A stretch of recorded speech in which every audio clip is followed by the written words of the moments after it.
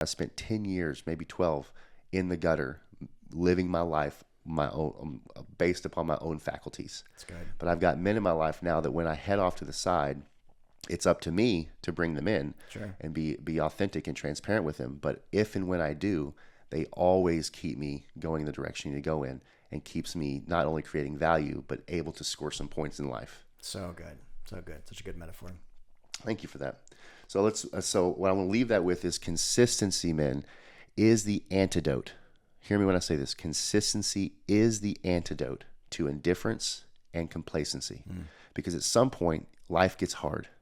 Over and over, life gets hard. And you'll have this feeling, whether it's conscious or unconscious. It can probably be unconscious incompetence, which we can talk about that later. But unconsciously, I can become indifferent in the things that I say are valuable to me.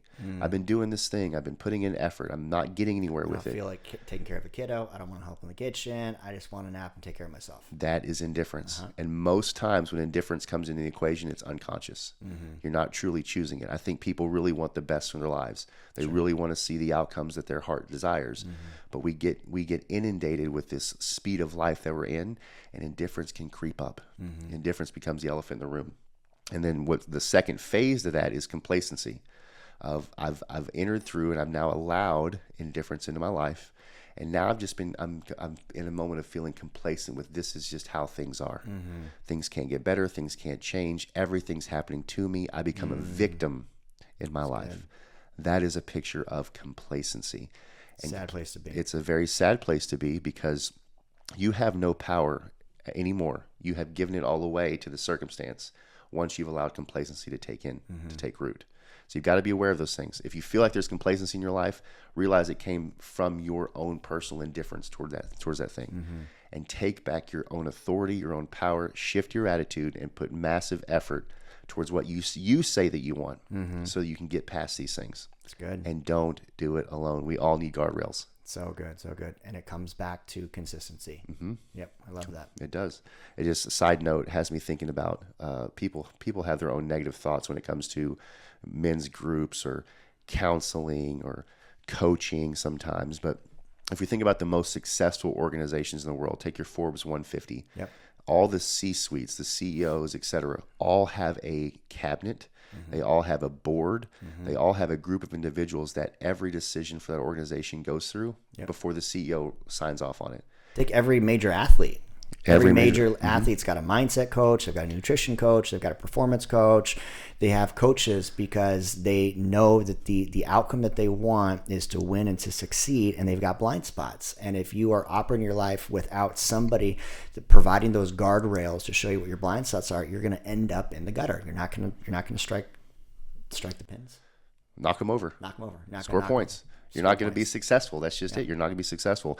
So if you have a certain feeling about a intrusive accountability, coaching, counseling, think about the most successful people and organizations in the world. They all have a significant amount of individuals that are strategically placed for specific things that they run things through. So good. And then once they have that individual's wisdom or that counsel, then they sign off on it. Right. If you're not operating your life as a man in the same way, then you will end up in the gutter, and you'll be the man that takes the 72 laps and looks back and says, in absolute regret, I did nothing to make a change. Right.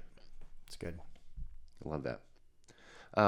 Let's talk about these stair steps to creating consistency. This is good.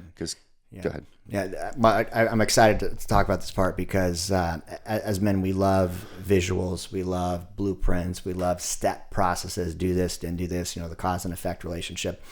But for guys that may struggle with consistency, you recognize, okay, I'm in a state of indifference. I may be complacent. My relationship is certainly not masterful.